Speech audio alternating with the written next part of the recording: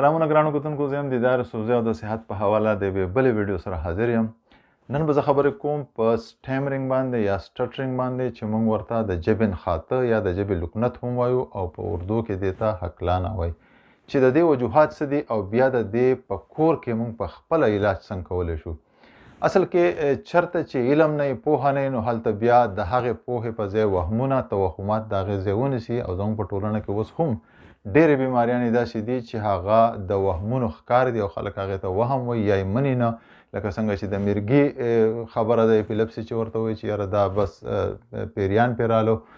دغه شانتې د ژبې دا لکنت یا ژبې نښاته چې دي نو هغه هم وایي چې بس دا د خدای د طرفه ده او د دې څه علاج نشته، حالانکې که بیماري د خدای د طرفه نو علاج هم یې رالیږلی دی. خو دغه وهمونو په حواله باندې به زه یوه خبره وکړم. زموږ چې کله واړه نو هلته زموږ په کلي کې یو ماشوم و، د هغه به ژبه نښته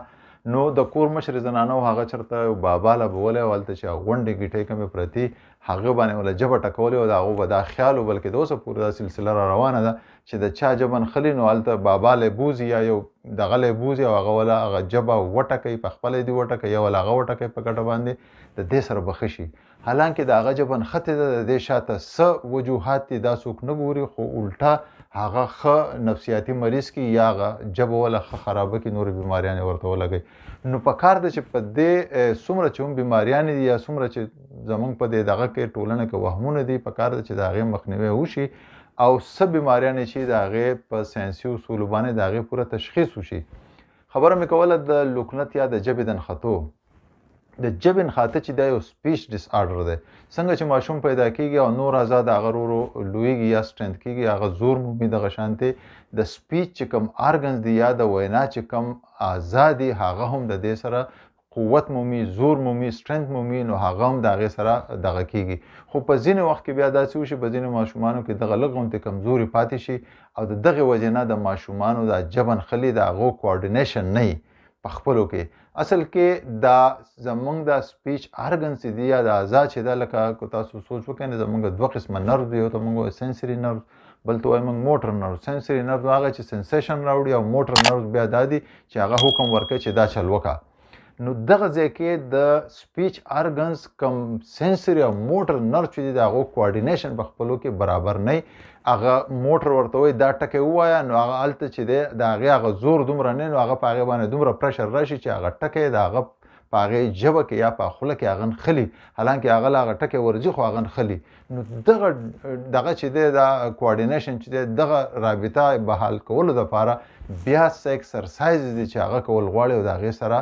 دغه ماشوم چې دی هغه ښه شي. ګوره دا سټټرینګ یا دا ژبه نښتل چې دا په ماشومانو کې هم کېږي، په لویو کې هم کېږي. نو اول به زه د ماشومانو خبره وکړم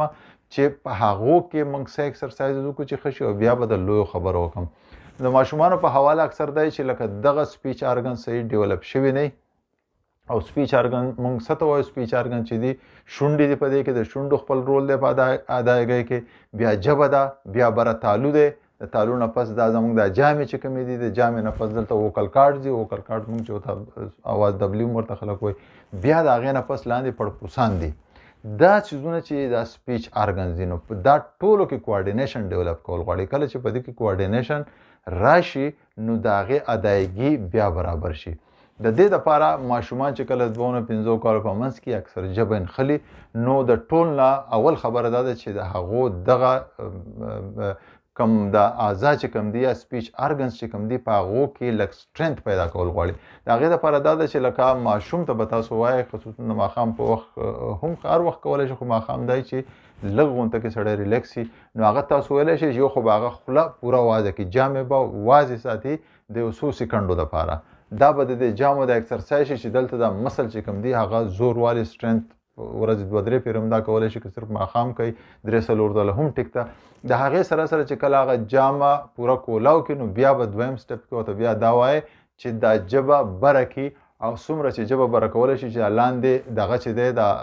ځای چې کوم دی دا ښکاره شي او ژبه تالو ته ورسي.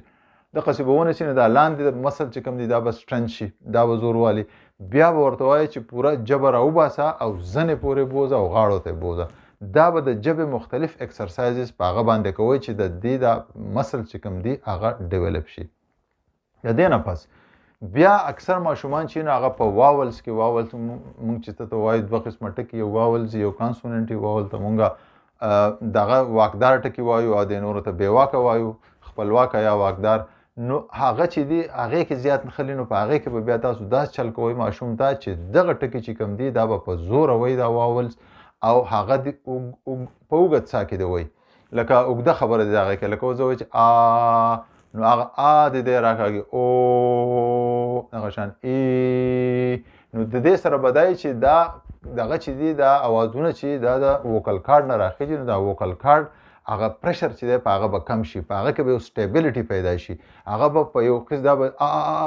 به نه کوي هغه به دغه کې پرشرایز کېږي به نه خو په هغو کې به یو سټیبلیټي راشي او سټیبلیټي د وجې نه به هغه واول چې دی دی رو چې دغه پریکټس کوي دغه به ډیولپ شي بیا د دې نه پس چې کوم دی په نورو کومو ټکو کې نښلي نو بیا به دا دویم به ورته بیا دا وایي د هغې نه پس چې کوم د ټکو دی ادایګي کوي نو په هغې کې د پاز یا وقفه دې راولي لکه اوس زه کور ته ځم لکه دی داسې وایي چې زه کور ته ځم نو تاسو به ورته دا وایئ چې په زه پسې لږه وقفه وکړه په کور پسې لږه وقفه وکړه او بیا ځم دغه څیزونه چې دی رو په دمه دمه وایي نو د وخت سره سره چې دی د دا مسل به هم سټرنث شي او دی به په اټکو باندې عبور هم د دې ماشوم حاصل شي بیا چې رو په خپله لویږي نو هغه ته بیا دا پته لګي چې آیا په کوم ځای کې دا نښلمه نو کوم ځای له زور ورکول غواړي کوم له نه ورکول غواړي خو په شروع کې به ورسره دغه چې دی دا اکسرسایز دا به ورسره تاسو کوئ د دې نه علاوه چې د جامله او د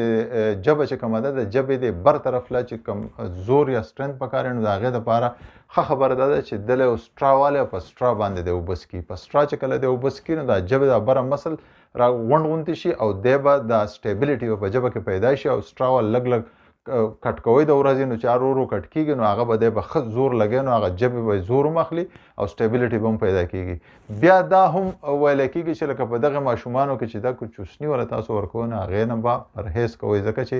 دی د ژبې سټیبلیټي خرابوي دغه یو څو اکسرسایز چې تاسو په ماشومانو باندې وکئ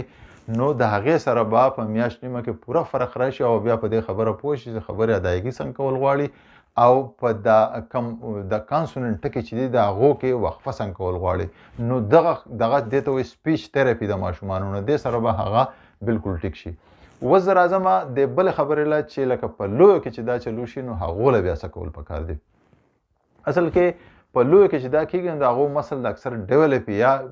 په چا کې چې دا پیدا کېږي نو اکثر هغه لوی شوی هغو نه پس پکې پیدا شي یا ځینې د وړوکوال نه را رواني نو په هغو کې مسل هم سټرنث نه د هغې د مسل د اکسرسایز هم کول غواړي د هغې نه علاوه چې کوم دی هغه د لویوالي چې کوم اکسرسایز دي نو هغه ورله هم کول غواړي په لویو کې کېږي دا چې دا یوازې فزیالوجیک څنګه چې ما په دې اولنۍ کې ووایي چې لکه دا یو سپیچ ډیسارډر دی په هغې کې زیاتر د دې کوارډینیشن نه په لویو کې دا چې دغه کوارډینیشن سره سره بیا هغه نفسیاتي دغه هم ښکار شي د ټینشن په لکه اوس خبرې کوي هغه جبن خلي یو خو زمونږ دا ټولنه هم د بدبختۍ نه داسې ده چې چا جبن خلي نو ټول واړه بس راغونډ شي او خاندې پورې که نه نو هغه بیا خبرې نشي کولی او کومه خبره چې کوي په هغې باندې ښه سټرس شي پرشر پرې راشي نو هغه بیا دغه بیماري چې ده هغه د هغه ایکسپریشن سره چې نه کوي نو هغه زیاته شي نو سایکولوجیکل په لویو کې اکثر دا چې دا جبن خاطر زیاتېږي چې کم زیاتېږي نو په دې کې چې ډېر خوشحاله شي د هغې نه هم د ژبه بیا زیاته نښلي او چې خفګان نه هم نښلي او د سټرس نه هم نښلي د دې نورو وجوهاتو نه علاوه لکه د دې سره زیاتېږي بیا چې کله دې خبرې کوي نو دی چې دی یوازې لکه د جبن خاته نه وي د دې سره د په شونډو باندې زور راځي بې ځایه دغه شونډه چې جرکي مومنټس دا چل راځي د دې سره سره چې په دې پوزه باندې هم فیشل ټیکس چې ورته وایي هغه هم د مخ دا ټول رګونه راښکولی شي اکثر ورسره د سترګې هم بنجې کوي داسې نو او د دې نه علاوه چې دی نو د لاسو موټو له زور ورکوي د لاس موټو کې دغه شان نو دا صحیح دا ټول هغه زوري چې هغه ستا په کنټرول کې په دغه وخت کې نه وي لکه اوس یو سړي سره مونږ خبره کوو رو لاس ورړو بل ورته ټېله ورکوي نو د دې مثال هم دغه دا پوش کېږي دا ټکي د شانه ځکه چې کوارډینیشن نه وي نو دغه کوارډینیشن ډیولپ کولو دپاره چې دی مونږ څه کولی شو دغه اکسرسایز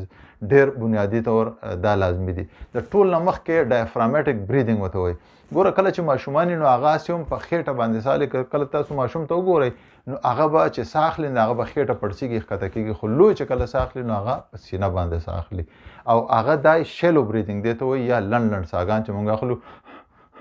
تاسو ګورئ زمونږ دا سینه حرکت کوي. زمونږ د اوږد ساه ټکنیک چې کوم دی هغه بنیادي طور ریلیکس کوي. نو اوږد ساه ټکنیک چې دی هغې ته د خېټې ساه یا ډایفرامټیک بریدینګ ورته موږ ویلی شو. ما مخکې هم په ویډیو کې خبره کړې وه چې زمونږ دلته یو غټ مسل دی هغې ته موږ ډایفرام وایو او دغه ډایفرام چې دی دا خېټه او سینه د یو بل نه جدا کوي. نو کله چې موږ اوږد ساه اخلو نو دا ډایفرام ښکته لاړ شي او خېټه پکار ده چې موږ وپړسو. نو چې کله خېټه وپړسیږي نو دلته لنګس چې کوم دي زمونږ هغې ته ځای ډېر میلاو شي هغه فل ایکسپینډ شي یا پوره کولاو شي. زمونږ پړپوسان چې دي نو هغو ته چې پوره هوا لاړه شي او بیا پوره هوا پرېږدي نو دی دا ټول اعضا چې دي دا ریلیکس کړي. اوس به مونږ د خېټې دا ساه اخلو څنګه؟ ګوره د دې ټکنیک دا ده چې کله تاسو یو لاس په سینه کې دی او بل په خېټه کې دی. ټیک شه دننه زه ساه راکاږم. تاسو کوشش دا کوئ چې ستاسو دا خېټه پړسیږي او سینه یې ونه پړسیږي. دا انهیلیشن چې کوم دی که نه دننه زه ساه راکاږم او زما دواړه لاسونه ته لږ ښه شاته شم. دواړه لاسونه ته زما ګورئ چې پراته دي. تاسو په خپله بیا دا فیل کولی شئ. خېټه وپړسېده بیا خېټه دننه شوه. خېټه وپړسېده نو دې سره اوږد ساه والی خېټې باندې او بیا یې دننه کړئ. دې سره ستاسو دا ډایفرام چې دی دا ښکته راشي او ستاسو لنګس چې دي پړپوسان ټول ایکسپینډ شي. نو دا ستاسو هغه نیم ټینشن هغه ټول دغه چې دی هغه ختم کړي. د پړپوسانو اکسرسایز ورسره وموشي. نو یو خو په دې کې به دا کوئ چې دا چونکې ما تاسو ته خبر وکړه که نه دا ټول سپیچ آرګن دي. نو لنګس پکې هم په سپیچ آرګنز کې کار کوي ځکه چې د په انهیلیشن او دغه کې چې دی که ایکسهیلیشن یا په ساه ننوتو ویستو کې د دې ډېر غټ رول دی. یو خو د ټول نه ضروري دا دی چې دا به خامخا د ورځې 3-4 پیرې یا که ډېرې پیرې هم کولی شي. دا عادت جوړ کړئ. دې سره ستاسو شلو بریدینګ نه خو ډیپ بریدینګ دې ته وایي دغه شي.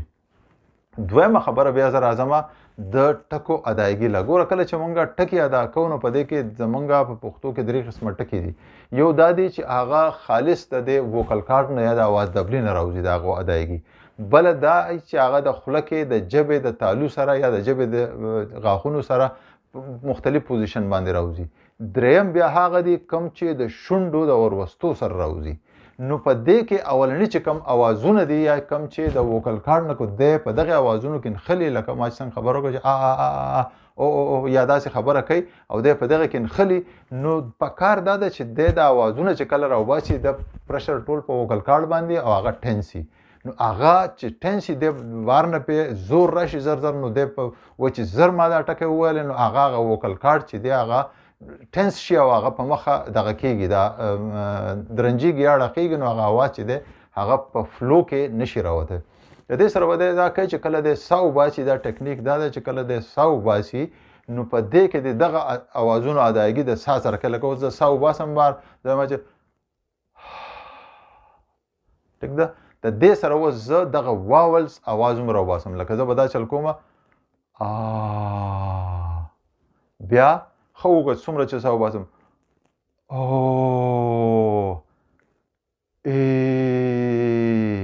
نو د دې سره به دا ټکنیک کوي چې څومره وګت ساه هومره به ورسره د دې سره دا ووکل کارډ شي دا به سټیبل شي. نو په مخه چې دا ټکنیک کوي دا به په ووکل کارډ باندې بیا پرشر نه راځي یو دم چې دی به بیا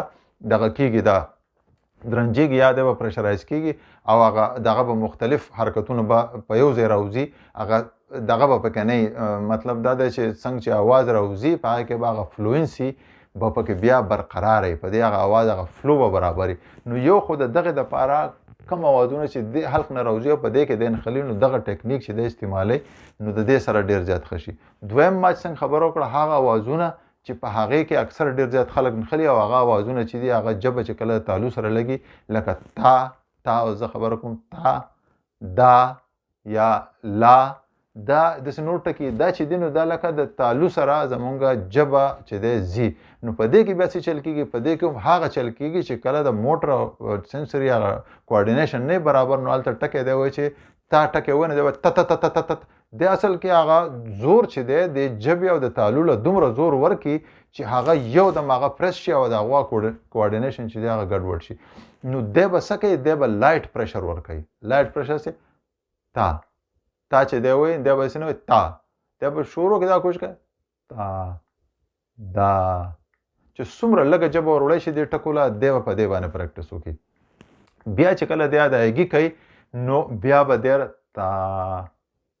نو یو چې د دې هغه اواز چې دی هغه هم کنټرول شو لکه شاته پسې واول اواز او که نه نو هغه ا چې دی هغه ستاسو دلته کنټرول شو او تا یو دلته کنټرول شو. نو دا دواړه څیزونه په یو ځای شو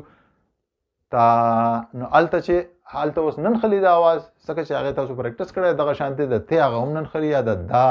یا نور چې کوم دي نو په دې باندې به بیا هغه زیات پریکټس کوي چې په دې ژبو کې لکه په دې ټکو کې هغه نښلي. دریم بیا هغه ټکي دي کوم چې شونډې ورولو موږ شونډو چې ورولو نو دا بیا چې کله څوک دغه ادایګي کوي نو هغه لکه با پا ما کنه دی چې په نو دی اصل کې بیا د شونډو هغه مسل چې کوم دي نو هغه چې دی انوالنټري موومنټ کوي یا جرکي موومنټس کوي یا د هغه په کنټرول کې نه نو دی به دلته هم دا کوشش کوي په دغه ټکو کې چې دی بالکل سلایټ یا دغه چې دی روی ورولي دا شونډه پا ما څومره لږې په دې به دی کوشش کوي روان به کوي نه دغه ټکي به دی په دې ادا کوي چې دغه ځای کې د دا شونډې چې دي کم دي که نه دا پرشرایز کېږي نه بله نه ورځي. په کم ټکو کې چې درې واړه دغه راځي لکه وکل کارډ هم استعمالیږي او بیا کمپلیکس ټکی دی او بیا پکې د ژبې د تالو سره هم استعمالیږي او بیا شونډې هم استعمالیږي نو په هغې به دا درې واړه پریکټس کوي. نو دا چې کله دی پریکټس کوي نو د ده سره به دا دغه چې دی دا کوارډینیشن به ډېر زیات ډیولپ شي او دغه ټکو کې به دی ننښلي. دغه دویمه طریقه شوه. درېیمه بیا چې کله دا پریکټس دی وکړي نو بیا به دی له دی پاز ورکوي. پاز دی ته وایي دمه به ورکوي. اوس یو دغه دی چې یاره پرون دلته مار راغلی نو پرون دلته مار راغلی که نه نو دی چې دغه جمله کوي نو پکار ده چې دی په دې کې وقفه ورکوي لکه پرون دی دا ووایي پرون پسې بیا مار راغلی و نو دی دغه پاز دی اول په دمه دمه وایي. دی به څو ورځې په دې باندې پریکټس وکړي چې دغه جملې دی په دمه دمه ووایي. بیا چې کله ووایي نښلي پکې خیر دی خو دمه یې وله ورکړه دی که نښلي هم خیر دی خو دمه یې ورکړه. دویم بیا د دې سره به دی دا کوي چې اوس په کم ټکي کې چې دی نښلي دغه چې لږ ډیولپ شي ټکي کې چې نښلي لکه اوس دی په مار کې نښلي ما وایي نو دی دا کوشش کوي چې دغه ټکی چې کوم دی دا مار دا څومره اوږد کړي نومره ښه دی. وقفه هم ورکړه بیا دغه ټکی اوږد هم کړو دی چې اوږد کړي نو ده به په دغې ټکي باندې کنټرول راشي. بیا دریم پسې بیا دا خبره ده چې کله دی او دا کنټرول اعلانې راغلی او دی ممه کوي نو د دې ممه د اواز چې دی د ځان سره ایثار کړي لکه اوس زه ممه کومه نو زه شونډې نه ورولم نو زما دغه خولې له ټکی نه راځي ممه زه کومه نه خو ممه هغه دغه چې دی هغه ما دننه ایثار کړه دغه اواز او چې کله ټیک شو نو بیا مې ووایي نو او یا مې دا ټکی راښ کو. نو دا ټکنیکس چې دی دې سره لکه دا شي چې دا درې واړه اولني ټکنیکس بیا د پاس دا ټکنیک بیا د ټکي باندې خوله بندول او بیا ټکي له لږه وقفه ورکول نو دا ټول ټکنیکس چې دی نو د دې سره لکه د هغو هغه دغه چې دی دا کوارډینیشن چې کوم دی هغه د دې سره ډیولپ شي. نو دا ډېر بنیادي خبرې دي چې په دې باندې عمل وشي نو زما خیال دی چې په میاشت دوه کې دغه کس چې دی که دغه هر نمونه دغه د مسئله د ژبې د نښتو په هر ټکي کې نو چې په کم ټکي کې خصوصا نو چې په هغې باندې د دغه ایکسرسایزز وکړي دا سپیچ تھراپي ده نو د دې سره به انشاءالله هغه بالکل ټیک ټاک شي. د نورو مهمو ویډیوګانو دپاره زما سره اوسئ خوشحاله اوسئ د الله په امان.